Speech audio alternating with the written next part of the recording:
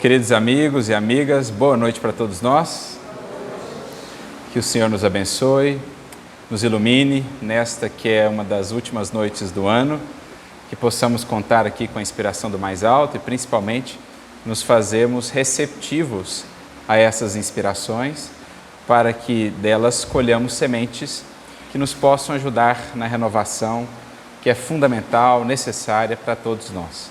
É uma alegria poder estar de volta a esta casa, revendo corações queridos, esperando trazer reflexões que nos sejam proveitosas, especialmente nesse período do ano em que somos naturalmente impelidos a fazer uma reflexão acerca da nossa vida, da vida que levamos no ano que se finda, da vida que projetamos para o ano que se aproxima. Então, é sobre isso que nós vamos conversar nessa noite, claro, sempre amparados pela doutrina espírita.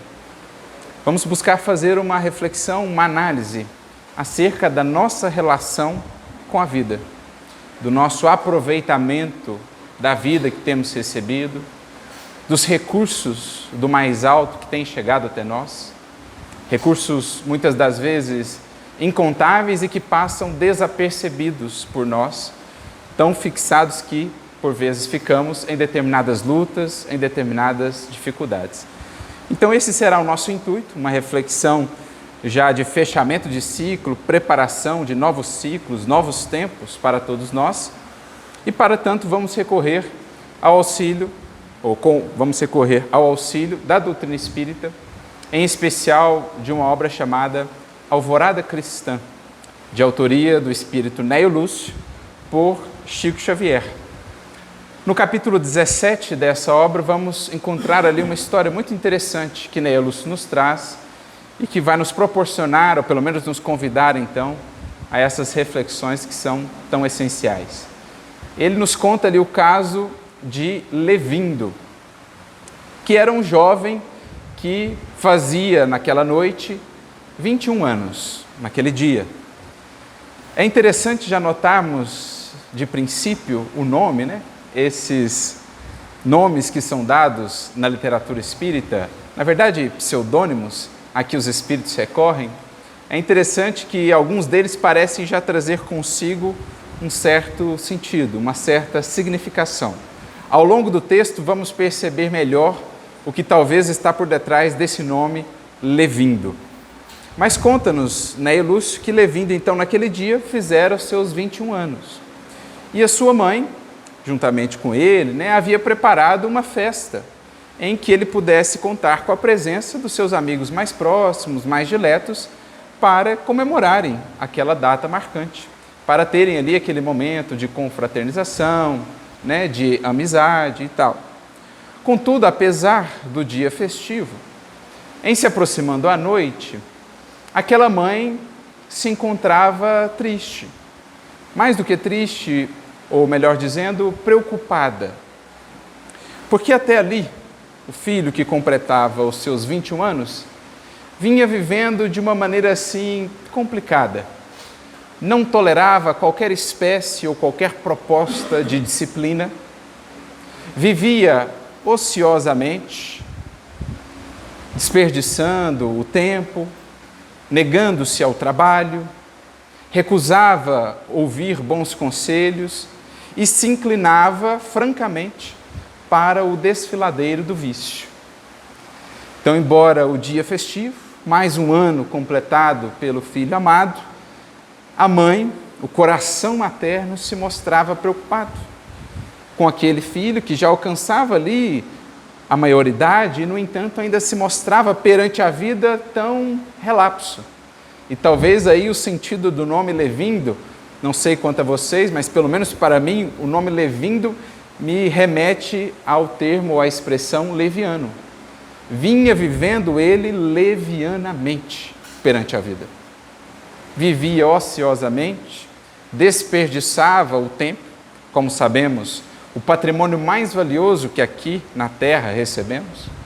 Negava-se ao trabalho, e por trabalho podemos pensar aqui não somente trabalho profissional, toda forma de trabalho, de ser útil. Recusava ouvir os bons conselhos, talvez da própria mãe, do pai, de alguém mais experiente. e inclinava-se, demonstrava ali pendores para os vícios. Então, naquela noite, a mãe busca o refúgio da oração. Aquela abnegada mãe orou ainda mais fervorosamente do que costumeiramente fazia, suplicando a Jesus o encaminhasse à senda da elevação moral. Então ela busca o Cristo na oração em súplica, para que ele pudesse, de alguma maneira, auxiliar o filho, conduzi-lo a um caminho de elevação moral. Confiava-o, o filho, ao céu, com lágrimas. Confiava-o ao céu com lágrimas, na certeza de que o Mestre Divino lhe ampararia a vida jovem. O poder das lágrimas maternas. O poder do coração materno que ama, que não desiste, que segue confiando e semeando, respeitando o tempo do Espírito, reconhecendo o espaço daquele ser que lhe foi confiado, reconhecendo que, antes de mais nada, ele é um filho de Deus, mas um coração que não desiste. Faz-me recordar aqui o caso muito conhecido na história de Santa Mônica, aquela que fora a mãe de Santo Agostinho. Como sabemos, Santo Agostinho, antes de se converter ao cristianismo, vinha tendo uma vida de excessos, mundana, entregue aos prazeres e às ilusões do mundo. Sua mãe, já convertida ao cristianismo, não desistia de orar pelo filho, para que ele pudesse conhecer a mensagem de Jesus e a ela se entregar. Insistia, clamava, orava em lágrimas, pedindo a Jesus que pudesse conduzi-lo. Certa feita, procura o bispo da cidade para que ele de alguma maneira pudesse intervir junto ao filho, que ela sabia tinha um imenso potencial, uma grande inteligência, e de fato se tornou depois um dos maiores pensadores da história do cristianismo. Deixou-nos obras valiosíssimas. Então, buscando alguma maneira de auxiliá-lo, ela recorre ao bispo da cidade, que já havia mobilizado o que estava a seu alcance para tentar ajudá-lo, mas diante das lágrimas daquela mãe, no intuito de consolá-la e de alguma maneira pacificá-la também, volta-se para ela e diz: vá em paz, minha filha, porque não é possível que se perca o filho de tantas lágrimas. Vá em paz, minha filha, porque não é possível que se perca o filho de um tal amor, o filho de tantas lágrimas. E é claro que, para nós, na doutrina espírita, os horizontes de compreensão serão ainda maiores, porque a nossa visão agora não estará somente detida no breve espaço, no breve tempo de uma encarnação apenas.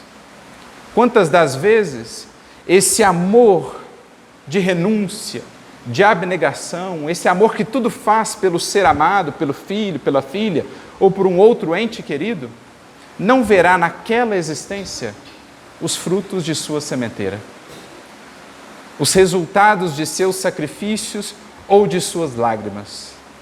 Mas com a doutrina espírita e com a esperança em Cristo, no Evangelho, temos a certeza de que nenhuma sementeira no bem é perdida. E se agora não é aproveitada, no tempo e no espaço, o será. Porque quem com Cristo semeia, semeia para a imortalidade. Quem investe em amor, investe em termos de eternidade. E nenhuma semente do amor, nenhuma esperança verdadeira em Cristo é sem fundamento.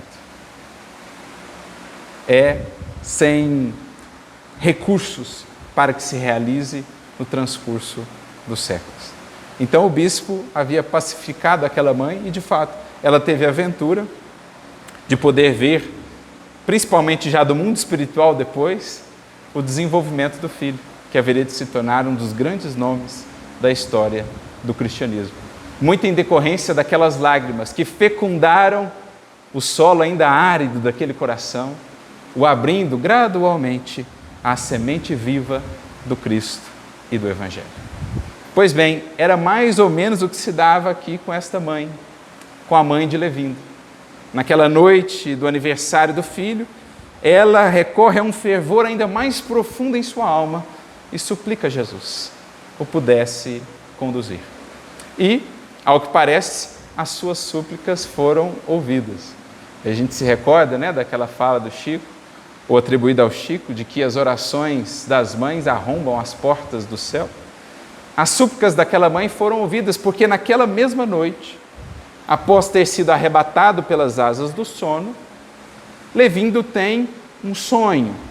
Na verdade, como sabemos pelo Espiritismo, uma experiência espiritual no plano espiritual, no plano de lá. Ele recebe a visita de um mensageiro espiritual, que comparecia diante dele com um largo documento. Aquilo chama a atenção de Levindo, que faz então a indagação: quem é você? E do que se trata esse largo documento de que você é portador? Ao que então ele recebe a resposta interessante daquele mensageiro espiritual, de um benfeitor seu, que lhe diz: meu amigo, venho trazer-te hoje a conta dos seres sacrificados em teu proveito. Vim ele trazer uma conta do que a vida de Levindo até ali havia, entre aspas, custado a outros seres que por ele haviam se mobilizado ou mesmo se sacrificado. Interessante notarmos isso, essa experiência que de modo algum é uma história assim ingênua, apenas um conto. Nós sabemos pela doutrina espírita o quanto se processa para além daquilo que os nossos sentidos podem alcançar, especialmente durante o sono.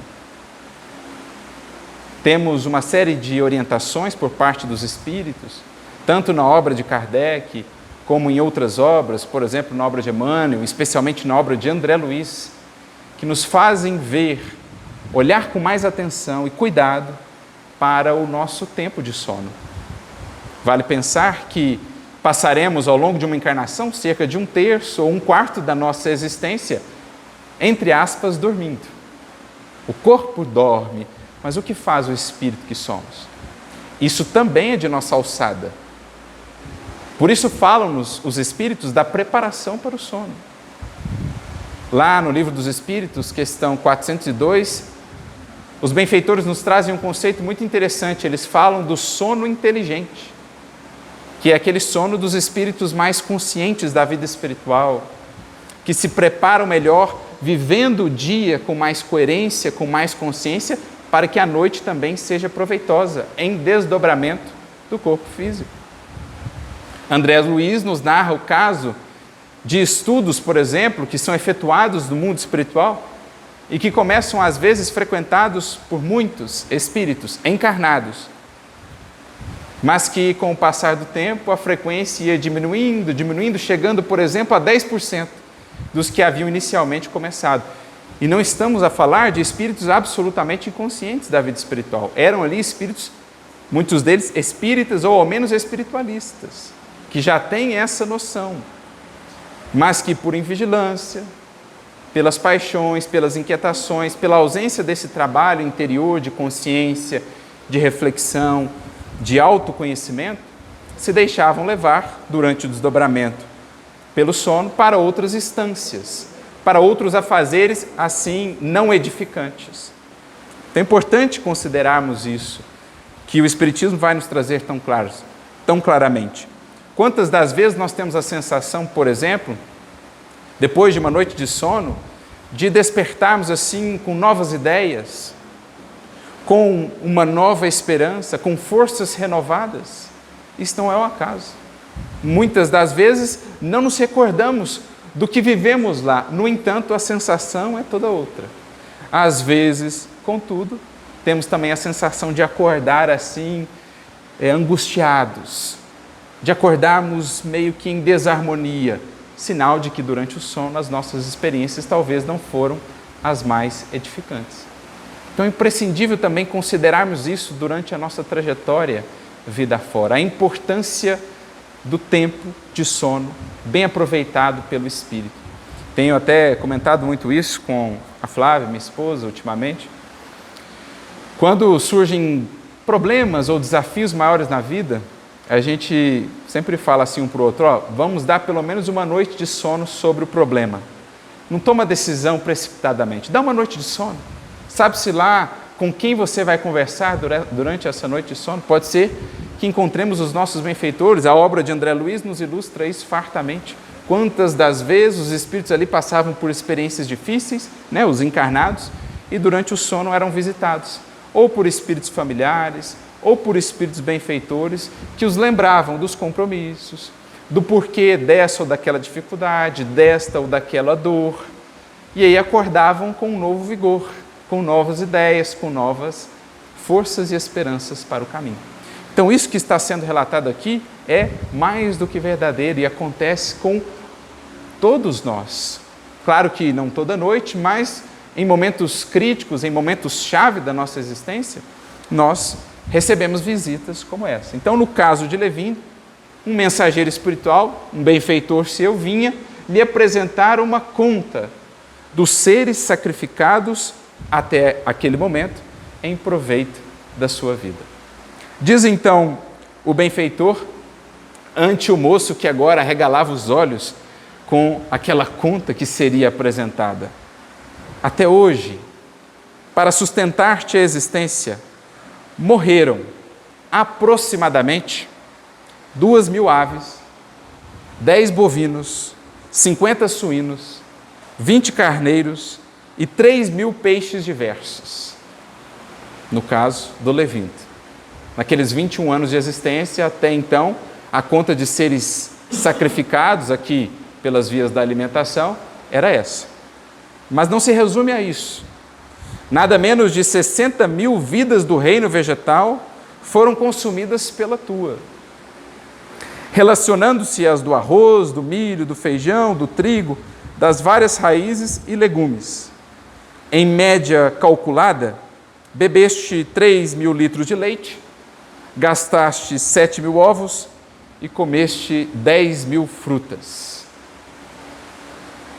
Tens explorado fartamente as famílias de seres do ar e das águas, de galinheiros e estábulos, pocilgas e redis. O preço dos teus dias nas hortas e pomares vale por uma devastação. Além disto, não relacionamos aqui os sacrifícios maternos, aquelas lágrimas, aquelas horas sem dormir, as inquietudes daquele coração materno. Não estavam ainda relacionados nessa conta da vida. Não relacionamos aqui os sacrifícios maternos, os recursos e doações de teu pai, os obséquios dos amigos e as atenções dos vários benfeitores que te rodeiam. Então, o que o Espírito está fazendo com o Levindo? Com aquele que vinha vivendo levianamente, acreditando-se credor de todos aqueles recursos da vida, sem ter nenhum compromisso de retorno para com a vida, que ele recebia tão abundantemente de outros seres na criação. Tantos e tantos recursos, uma cadeia imensa de seres, de circunstâncias, de condições mobilizada por ele, para aqueles 21 anos de existência, que até então haviam produzido o quê? Gerado o quê? Prossegue ele, em troca, que fizeste de útil? Então, depois de abrir os horizontes e as perspectivas para aquele espírito que vivia muito centrado em si, fazer o que lhe aprazia, fazer apenas o que gostava, aquilo que o satisfazia de maneira mais imediata ou mais sensorial, porque, como diz o início do texto, se entregava ele aos vícios. Sua vida estava autocentrada, centrada em si e nos seus desejos. E ele estava como que com os olhos vedados ou vendados para essa imensa cadeia de recursos que havia sido mobilizada em prol dele, da sua vida, da sua trajetória. Surge então a pergunta chave da vida para Levindo e, claro, para todos nós. Que fizeste de útil ante o quanto tens recebido da vida?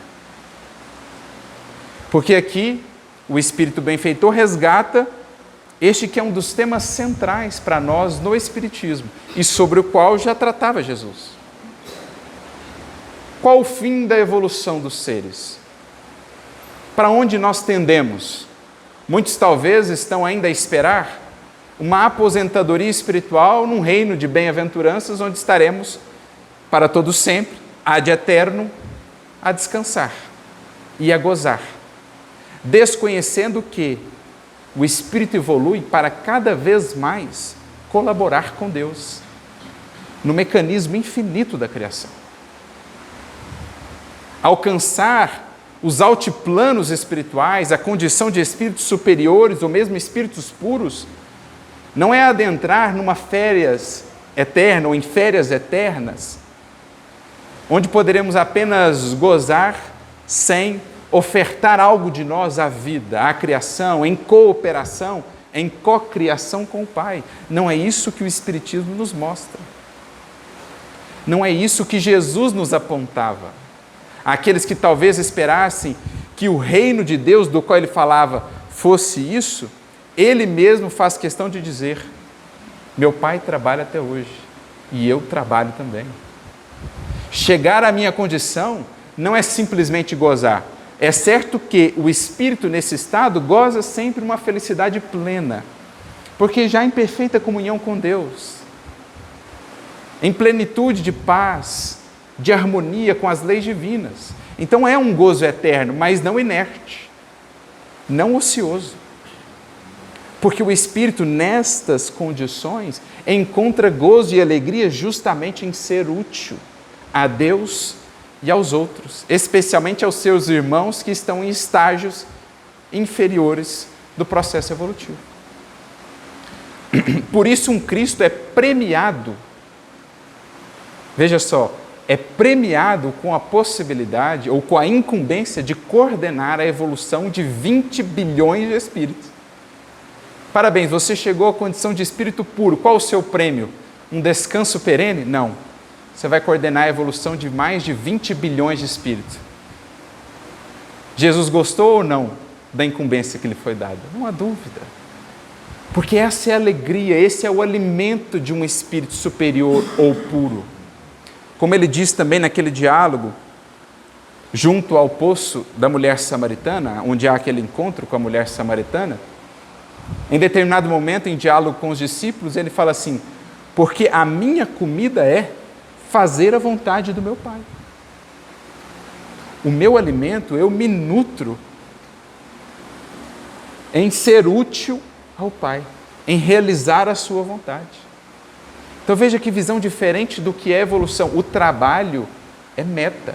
Ele só se engrandece e se amplia.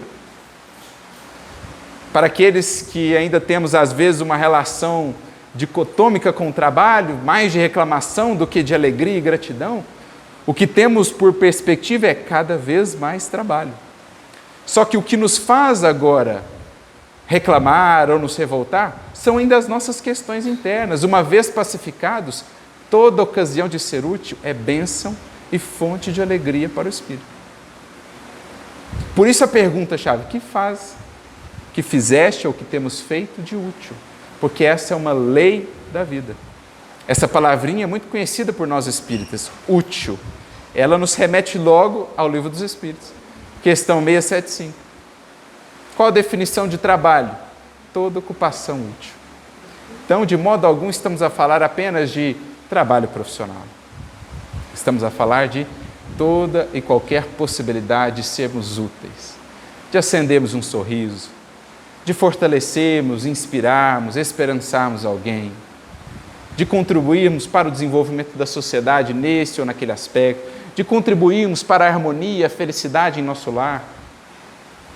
Toda e qualquer possibilidade de sermos úteis é uma maneira de correspondermos ao quanto, entre aspas, temos custado a vida, ou de correspondermos ao quanto a vida nos tem dado, por essas incontáveis teias, relações e recursos que nos têm beneficiado, como Levindo aqui começava a tomar consciência. Até então, imaginamos que ele sequer pensava nisso, tão centrado que estava no seu querer, nos seus desejos, na vida ali mais imediata, né, nas buscas mais materiais.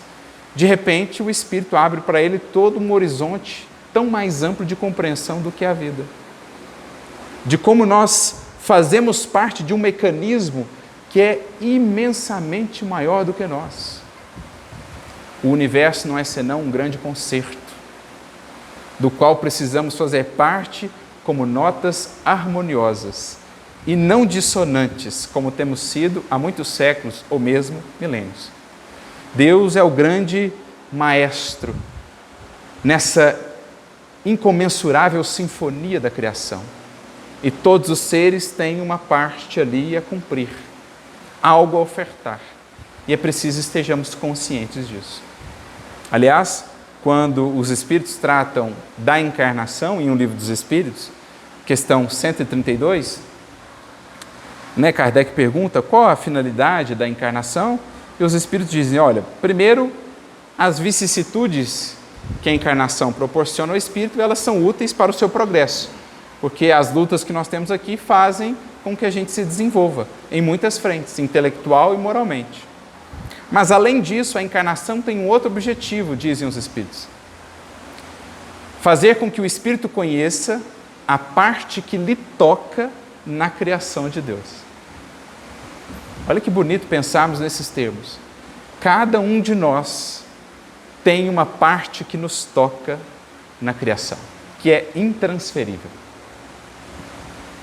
A sinfonia, o concerto neste mundo, que é o reino de Deus que almejamos, não será plena, não estará pronta enquanto cada nota não cumprir o seu papel. Cada um de nós ofertar a nossa nota harmoniosa nesse grande concerto. Há uma parte que nos toca. Deus não dá cópias e cada filho seu tem um trabalho intransferível, uma função, um convite, um chamamento que lhe é próprio para ser executado nesse grande concerto, nesse trabalho coletivo e cooperativo que é a vida e a criação divina. Por isso, então, essa pergunta assim tão fundamental: o que fizeste de útil ante o quanto tens recebido? E prossegue o Espírito: não restituíste ainda à natureza a mínima parcela de teu débito imenso. Então há um débito a ser quitado. Quanto mais recursos recebidos, e toda criatura no mundo recebe os recursos de que carece para a sua evolução, ninguém poderá pretextar que foi abandonado por Deus ou pela providência divina. Poderão variar as circunstâncias de vida, de encarnação, conforme as necessidades de cada espírito, mas cada um terá aquilo de que necessita. Os recursos fundamentais para desenvolver aquela encarnação. Então ninguém poderá pretextar esse abandono da providência divina. Ora, recursos recebidos significam também deveres que surgem, deveres de restituição. Por isso, um dos mais fundamentais despertares na vida é o despertar para o teor da nossa dívida, junto à criação divina, junto àqueles que estão ao nosso redor. Isso me faz lembrar uma fala do apóstolo Paulo, que é muito interessante. Aliás, é um tema que ele trata mais de uma vez nessa sua epístola aos Romanos. E lá no capítulo 13 dessa sua epístola aos Romanos, no versículo 7, ele vai nos dizer o seguinte: eu me sinto devedor tanto a gregos como a bárbaros, tanto a sábios como a ignorantes. Então Paulo, ele se descreve como se sentindo devedor a gregos e a bárbaros, a sábios e a ignorantes. Emmanuel pega esse versículo e nos convida então a refletir sobre essa pergunta: que tipo de dívida seria essa que Paulo se refere? É uma mensagem que está no livro Levantar e Seguir, capítulo 1. Qual seria o teor, a natureza dessa dívida de que Paulo fala? E então ele nos propõe a seguinte reflexão: aquele que sabe, naturalmente se torna um devedor daquele que ignora. Já que uma das leis da vida, do universo ilimitado, é uma lei de solidariedade, de cooperação, nos devemos uns aos outros auxílio mútuo. E aquele que avançou um pouco mais na senda, naturalmente adquire deveres e responsabilidades para com aqueles que ainda estão um pouco aquém na jornada. Então, o que sabe torna-se devedor do que ignora. O que ignora é um credor daquele que sabe. Aquele que ama, que já conseguiu desenvolver mais o amor, é também um devedor daquele que ainda não conseguiu fazê-lo. Acrescenta então Emmanuel: os discípulos do Evangelho alcançarão grande consolação a partir dessa compreensão da vida. Por quê? Aí entendemos a solicitude de um Eurípides Barçanufo, de um Bezerra de Menezes, de uma Joana de Ângeles, de quaisquer desses espíritos. Aí entendemos a sua solicitude para conosco, porque eles reconhecem a dívida que têm. Por estarem mais à frente, por terem compreendido mais o Evangelho, sentem-se, pela própria consciência, por um dever de consciência, impelidos a se voltarem em auxílio para os que estamos mais atrás na caminhada. Emmanuel chega a dizer: por essa nova perspectiva de análise da vida, Nero não seria visto apenas como perseguidor dos cristãos, mas como necessitado da luz que os mártires poderiam ofertar. Geralmente fixamos Nero por esse prisma, do perseguidor, daquele que inaugura as perseguições ao cristianismo, quando Emmanuel nos convida a vê-lo com um olhar mais de compaixão, como um credor da luz que os cristãos já podiam acender, em solidariedade àquela alma que ainda vivia imersa nas sombras de suas paixões e de sua ignorância espiritual. Então vejamos agora como a nossa consciência se aclara e como passamos a nos ver dentro da vida numa nova condição. Porque, em geral, a nossa postura diante da vida é similar à daquele personagem da parábola de Jesus que se encontra no capítulo 18 do Evangelho de Mateus. É uma parábola das mais conhecidas, intitulada geralmente Parábola do Credor Incompassivo. Geralmente a nossa postura perante a vida ou perante os outros é a postura de credores. Estamos sempre a cobrar. Exigir, esperar, cobrar, reclamar dos outros, da vida, das circunstâncias, isso ou aquilo outro. Raras vezes nos vemos como devedores. E é para essa consciência que o benfeitor de Levindo e a doutrina espírita, o mestre divino, querem nos despertar. Então, aquela parábola, o que está lá dito? Aquele indivíduo tinha uma dívida absurda, 10.000 talentos. Em termos monetários da época, é algo absolutamente assim impagável. Ele é chamado por aquele senhor ao qual ele devia, e o senhor, tendo compaixão para com ele, lhe perdoa a dívida. Em saindo daquele encontro, ele se depara com alguém que lhe devia 100 dinheiros. Algo que, diante da dívida que ele tinha, é absolutamente nada, irrisório. E ele então age para com aquele indivíduo com extrema dureza e inflexibilidade. Paga o que me deve. Algo que o indivíduo então suplica: quando eu tiver o recurso eu te pagarei, por favor, eu tenho família. E ele permanece inflexível. Alguns dos circunstantes testemunham aquele ocorrido e vão informar ao Senhor, que então o chama de volta para agora ser mais rígido, digamos assim, na cobrança do que ele devia à vida. Ora, a parábola é instrutiva por si mesma, se autoexplica. É a postura da imensa maioria de nós que nos esquecemos que a nossa dívida para com a vida, toda essa conta que foi aqui mostrada, Levindo, é imensa, é enorme, é impagável. E que por misericórdia do alto, os recursos seguem chegando até nós. As possibilidades, as inspirações, a saúde, as pessoas que cruzam os nossos caminhos, os conhecimentos com que somos amparados, tudo isso ampliando a nossa dívida para com a vida, a nossa necessidade de quitação.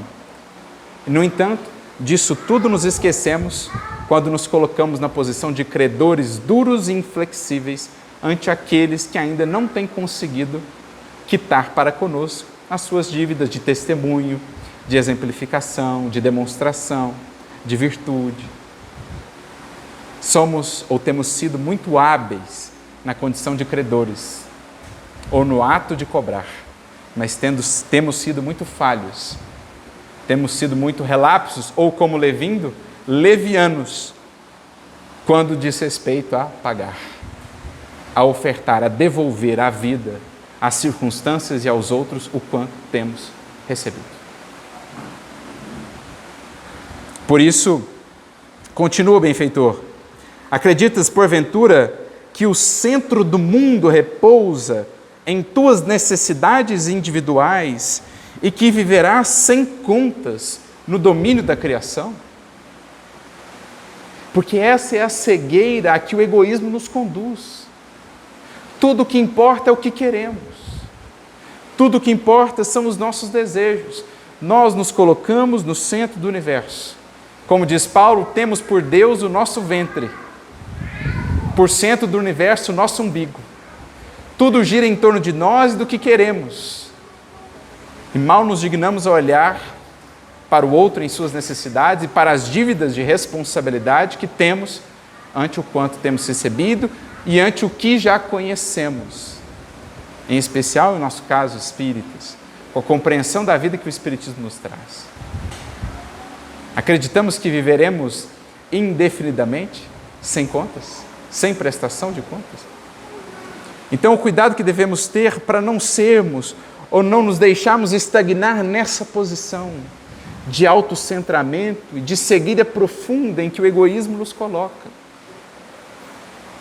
Acreditando, de certo modo, que somos ilhas no universo e na vida, e que desde que os nossos desejos estejam atendidos, lograremos a felicidade verdadeira.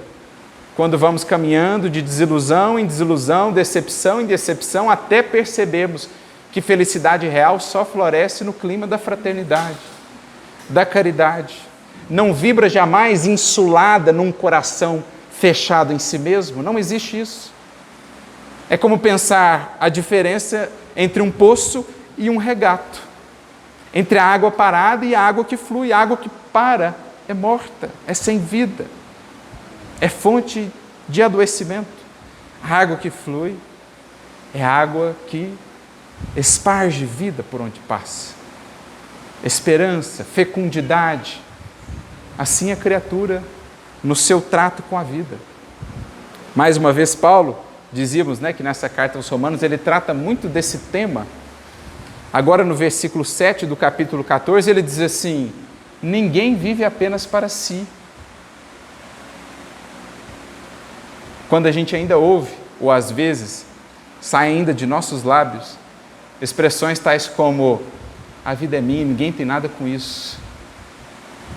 Por acaso você é uma ilha no universo? A sua vida não influencia outras vidas? O seu exemplo não molda a atitude de outras pessoas? Para viver você não depende de um sem número de outras pessoas? As coisas as mais simples da vida, que nos sustentam a existência neste plano, quantas mãos estiveram ali envolvidas? Quantos suores, quantas lágrimas, quantas renúncias, quantas abnegações? Do pão de que nos servimos pela manhã, à vestimenta que utilizamos, ao carro que nos transporta. Tudo isso tem por detrás uma teia de vidas e corações, lágrimas e sofrimentos, lutas e dores, esperanças e alegrias, dedicações e amores. Como poderemos dizer, então, a minha vida é minha e ninguém tem nada com isso? Você simplesmente não existiria se a sua vida não estivesse conectada a outras. Como então nos mantermos numa tal postura, sem reconhecermos os nossos vínculos, os nossos laços, como a seiva da vida chega até nós por tantas mãos e tantos corações, e como ela deve fluir por meio de nós, de nossa mão, de nossas mãos e de nosso coração, para chegar a outras vidas. É disso que estamos a tratar. Ninguém vive somente para si. Por isso continua o benfeitor: produze algo de bom, marcando a tua passagem pela terra. Lembra-te de que a própria erva se encontra em serviço divino. Não permitas que a ociosidade te paralise o coração e desfigure o espírito. Lembremos-nos do meu pai trabalha até hoje, porque isso é vida na criação, é movimento, é dinamismo, é aperfeiçoamento, é oferta, é realização. Esse é o espírito que de fato vive a experiência digna da imortalidade. Isso é vida que fecunda, isso é vida que abunda, isso é vida que transborda. Quem se fecha em si mesmo, no circuito fechado, no círculo vicioso do eu, da satisfação imediatista e egoística, este alguém está estagnado. E logo verá o quanto de inquietação uma tal vida produz. Porque às vezes os prazeres materiais nos anestesiam por algum tempo. A criatura que usurpa recursos que não lhe pertencem pode até viver alguns anos anestesiada pelos prazeres sensoriais que aquilo lhe trará. Mas cedo ou tarde ela verá o preço daquelas buscas, daqueles empreendimentos. Cedo ou tarde ela perceberá o quão estreita e efêmera é aquele tipo de, entre aspas, felicidade.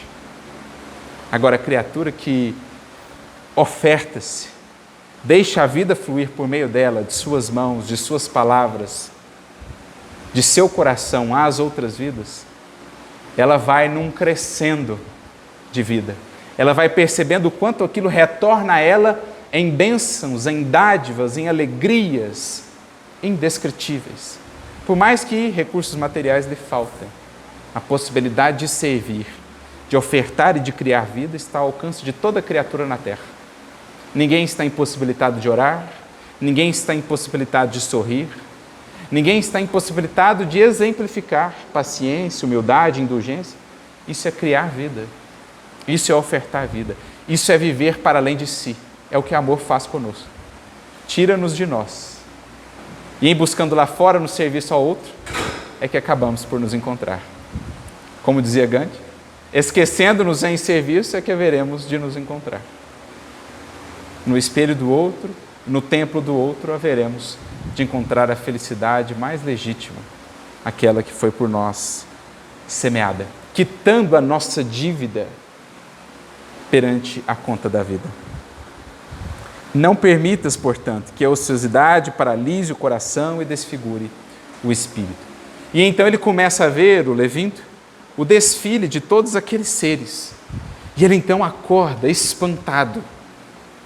O sol de ouro lá fora, como que cantava por toda parte um hino glorioso ao trabalho pacífico. E ele vai então logo em busca da sua mãe. Desesperado, angustiado, e logo lhe diz: mãe, por favor, arranja-me serviço. Arranja-me serviço. Dá-me uma maneira, mãe, de me fazer útil. E a mãe, então, impressionada, com a prece que havia sido atendida, a prece fervorosa da noite anterior, ver o filho assim tão transformado, de repente solicitando trabalho, ocupação, ela diz: mas que maravilha, meu filho, o que de fato se deu? O que aconteceu? É que nesta noite, minha mãe, eu vi a conta da vida. é que nesta noite me foi mostrada a conta da vida. E dali por diante, diz o texto, Levín se tornou um homem honrado e útil. É a esses horizontes, meus amigos, que o Espiritismo nos leva. É esse tipo de compreensão e consciência que ele nos infunde. Num momento como este, de fechamento de ciclo, em que somos chamados naturalmente a analisar o nosso aproveitamento do tempo, da vida, nada melhor do que pensar na conta de nossa vida. Quantos recursos, quantas dádivas recebidas. E o que temos produzido então, a partir de tamanha medida de adubo que o Senhor nos tem ofertado? Às vezes na forma de conhecimento, às vezes na forma de oportunidades, recursos, pessoas, às vezes na forma de dores e dificuldades, que são também dádivas do alto para que despertemos ante os nossos deveres para com a vida. Antes de pensarmos em nossos direitos, direito à felicidade, direito à paz, saibamos reconhecer que não existirão jamais direitos sem antes deveres atendidos.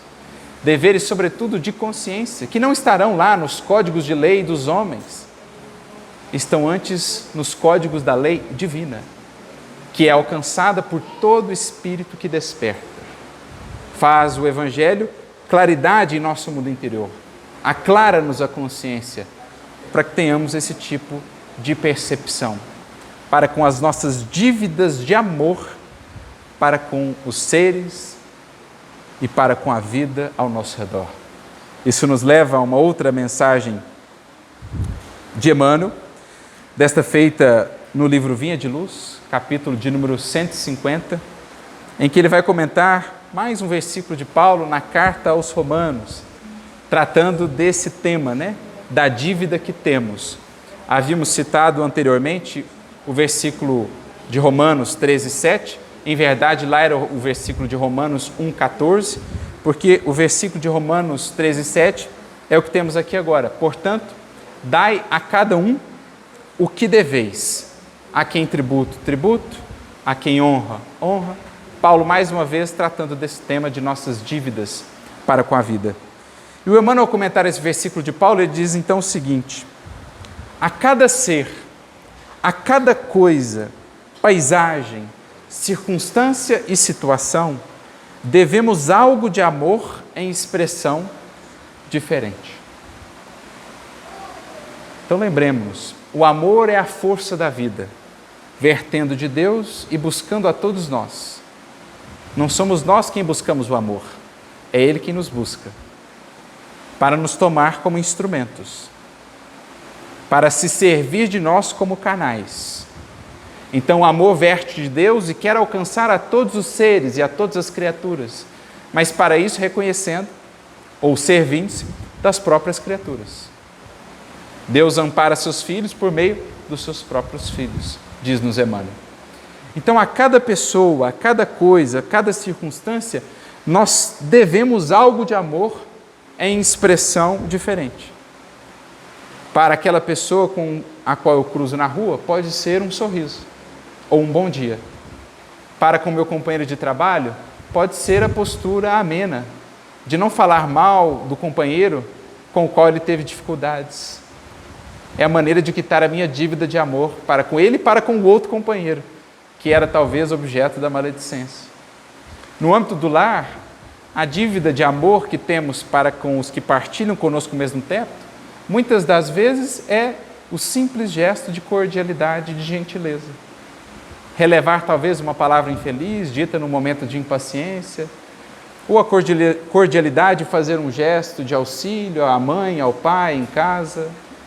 As coisas mais simples da vida são a maneira que temos de quitar as nossas dívidas, de amainar a conta da nossa vida.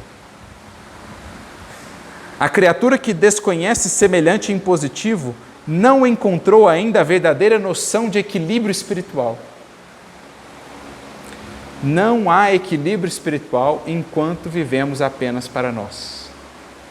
enquanto os nossos desejos são o centro do universo e a felicidade do outro sequer é por mim cogitada. Não existe equilíbrio de fato aí. Como dizíamos, no máximo estaremos anestesiados pelas sensações materiais.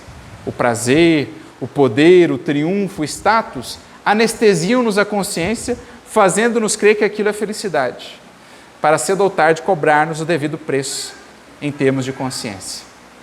Agora, equilíbrio de fato, harmonia na vida, e não há outra definição melhor para a felicidade do que isso?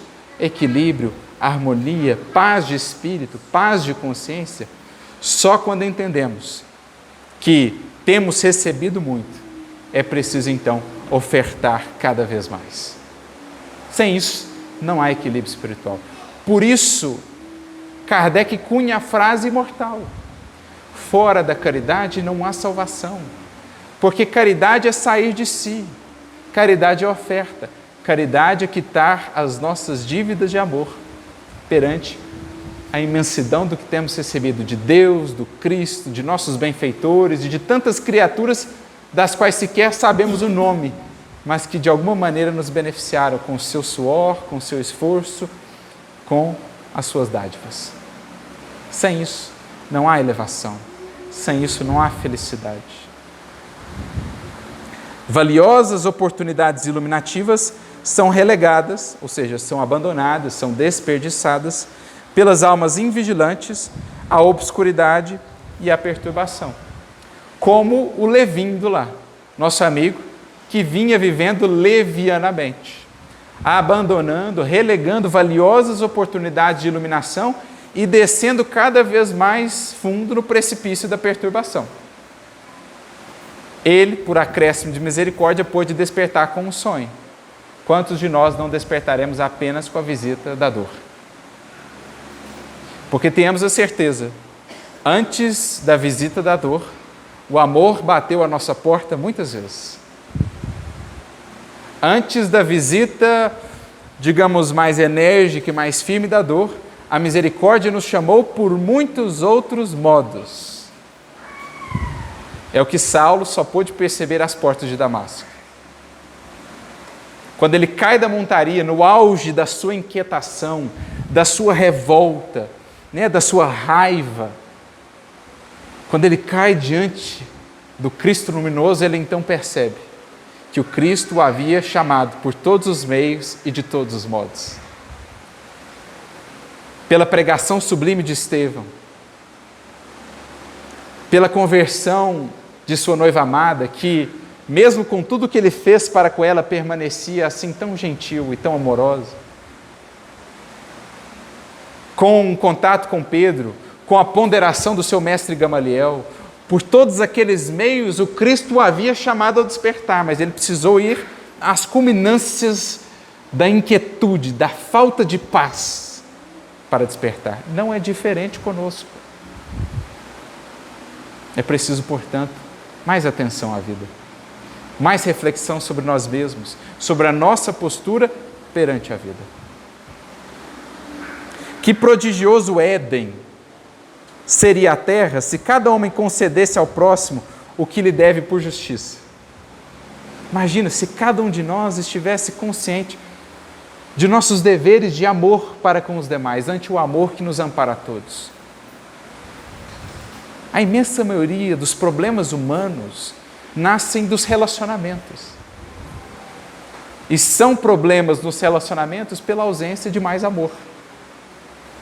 Porque onde há amor, há caminho. Onde há amor, há solução. Onde há amor, há a presença de Deus. E como nos diz Meimei, Deus tem caminhos onde o mundo não via estradas. Mas isso na presença do amor, que é a luz do Espírito. Na ausência dele, estamos cegos. O orgulho, o egoísmo, a vaidade, a prepotência são, em verdade, cegueiras, formas de cegueira do Espírito. Mas o amor é visão, é percepção mais clara da vida. O homem comum, todavia, gravitando em torno do próprio eu, como dizíamos, ou como Paulo dizia, tendo por Deus o seu ventre, por centro do universo o seu umbigo, Em clima de egoísmo feroz, cerra os olhos às necessidades dos outros. Esquece-se que respira no oxigênio do mundo, que se alimenta do mundo e dele recebe o material imprescindível ao aperfeiçoamento e à redenção.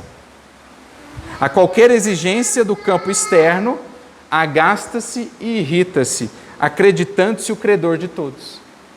É lá a postura da personagem da parábola do credor incompassivo. Quando a vida vem me cobrar, revolta, raiva, reclamação. Quando eu estou a cobrar, dureza, inflexibilidade, orgulho tenaz e egoísmo feroz. Por isso a próxima frase de Emmanuel: muitos sabem receber, raros os que sabem dar. Resgata os títulos de amor que te prendem a todos os seres e as coisas do caminho. Quanto maior a compreensão de um homem, mais alto é o débito dele para com a humanidade. Quanto mais sábio, mais rico para satisfazer aos impositivos de cooperação no progresso universal. É o que havíamos visto naquela outra mensagem. Aquele que sabe torna-se devedor do que ignora. Quem mais consciência tem tido, a mais deveres é impelido, porque essa é a dinâmica da vida. Mais compreensão, mais responsabilidade e, por conseguinte, maior chamamento ao trabalho, ao dever. Não te iludas. Deves sempre alguma coisa ao companheiro de luta, tanto quanto a estrada que pisas despreocupadamente. E quando resgatares as tuas obrigações, caminharás na terra recebendo o amor e a recompensa de todos. Porque é isso, quitando as nossas dívidas de amor, apenas receberemos mais e mais amor para seguir ofertando a vida, assim como temos recebido de Deus. Estejamos, portanto, conscientes disso, que não exista mais em nós, em nossa fala, ou principalmente em nossa postura, essa tal posição ou essa tal afirmação: a vida é minha, ninguém tem nada com isso. Ora, a nossa vida está inserida numa grande teia de relações e é preciso saibamos fazer fluir, por meio desses canais, dessa teia, a seiva divina do amor, fecundando as vidas ao nosso redor, porque somente assim estaremos realmente integrados no grande concerto da criação, quitando as nossas dívidas para com a conta da vida.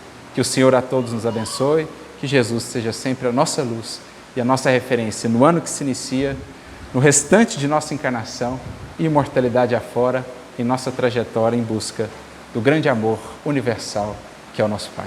Muita luz a todos.